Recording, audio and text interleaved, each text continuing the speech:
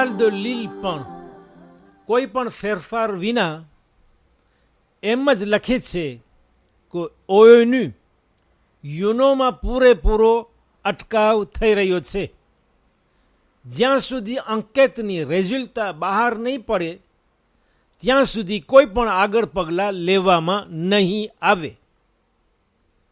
આ ફૌજી ચડાઈ બશર અલ અસદને પોતાની પદવી ઉપર બરતરફના ઈરાદાથી નથી, પરંતુ તેમને સબક આપવા માટે કે બીજી વખત એવું પાછું કરે નહીં કે જે કરી ચૂક્યો છે.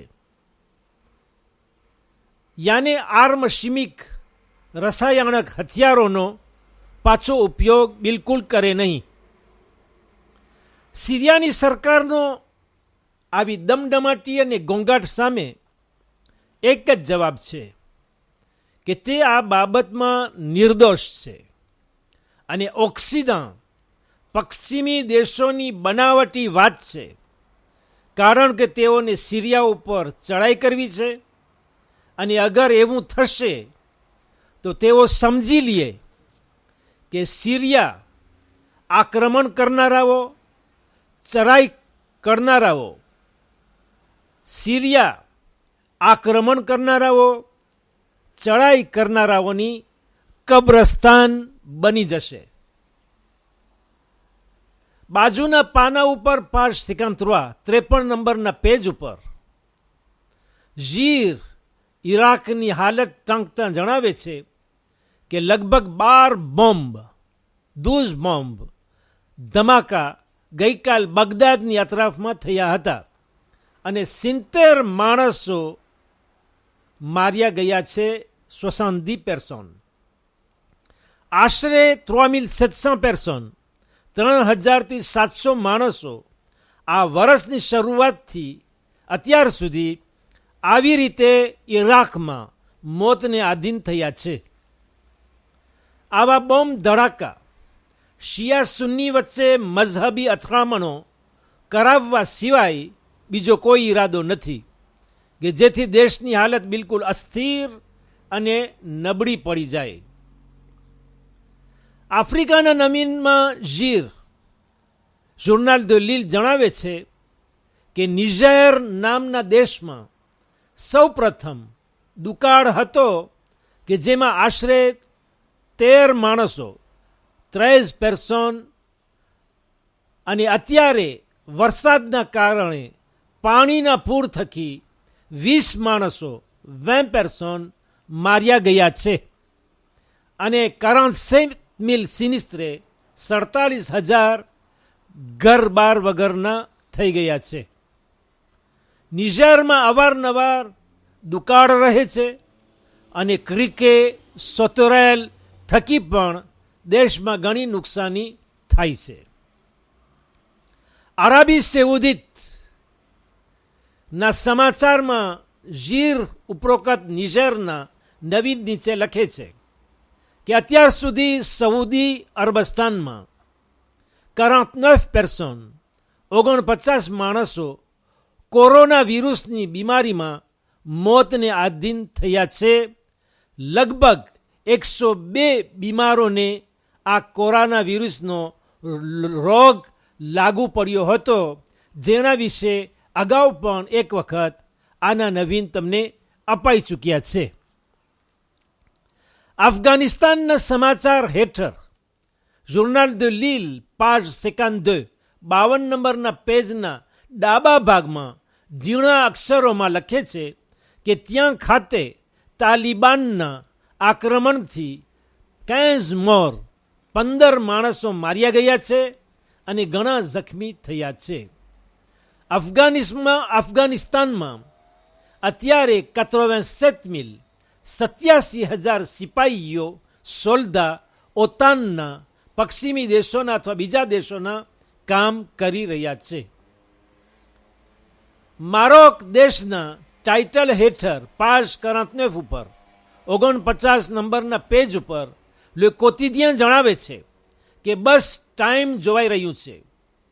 વખત બહુ જ દૂર નથી કે પાર્ટી ઇસ્લામિસ્ટ જે મારોકમાં હુકુમત કરી રહી છે તેને બરતરફ કરવામાં આવશે. ત્યાંની શાહી હુકુમત એટલે રાજા બાદશાહ પોતે પણ તેમનો વિરોધ દર્શાવી ચૂક્યો છે. હિન્દુસ્તાન તરફ પોતાનું રૂખ કરતાં લે કોતિદિયન પાજ 48 ઉપર છાપે છે 48 નંબરના પેજ ઉપર કે ઇન્ડિયા ખાતે ગરીબોની મદદ અર્થે જે પ્લાન તૈયાર કરવામાં આવ્યો છે તે દુનિયામાં સૌથી મોટું અને વિશાળ પ્લાન છે. કારણ કે તે 230 મિલિયન 230 મિલિયન રૂપી કહેતા લગભગ $4 મિલિયન અમેરિકનની આસપાસ છે, જેનો પાર્લામાં વોટ કર્યો છે. અને આશરે 70% 70% વસ્તીની મદદે આવવા માટે છે કે તેમને ખાધા ખોરાક પૂરવામાં આવે, જેની સંખ્યા લગભગ 810 મિલિયન 810 મિલિયન માણસો સુધી પહોંચશે. ઇન્ડિયાની સરકાર એવી રીતે વસ્તીની મદદે આવતા જુદી જુદી રીતે લગભગ $19 મિલિયન $19 મિલિયન સુધી આંકડો પહોંચે છે. ખુરશી શું નથી કરાવતી અને ખુરશી શું નથી બોલાવતી? આલેમાઇનની ચાન્સેલિયર એન્જેલા મેર્કેલ પોતાના વિરોધીઓ તરફ આંગળી ચીંધીને કહે છે કે તે લોકોએ બહુ જ મોટી ભૂલ કરી છે કે ગ્રેસને યુરોના ક્ષેત્ર અંદર કહેતા ઝોન એરોમાં દાખલ કર્યા છે. તમને માલુમ હશે કે આજ ગ્રેસ દેશની નાણાકીય હાલત બહુ જ ગંભીર છે, સિચ્યુએશન ખરાબ છે.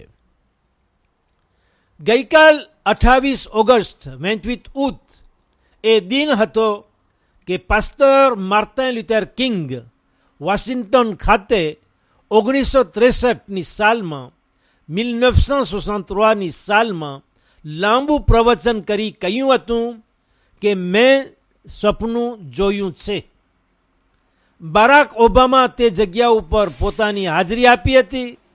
તેમની સાથે તેમની ઘરવાળી બિલ ક્લિન્ટન અને જીમી કાર્ટર હતા, જે સમાચાર ટૂંકમાં પતાવી, કારણ કે ગયા વખતે પણ તે બારામાં તમને વધુ ખુલાસાવાર સમાચાર અપાઈ ગયા છે.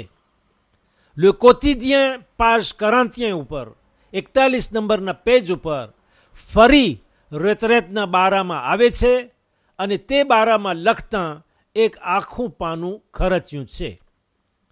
આપ લોકોને આભાર વ્યક્ત કરતા તમારાથી હું રજા લઉં છું અને ઇન્શાઅલ્લાહ કાલે શુક્રવારના તમને ફરી મને સાંભળવા નોતરું છું. ખુદા હાફિઝ અને વાલેકુમ સલામ વરહમતુલ્લાહી વબરકાતુહ.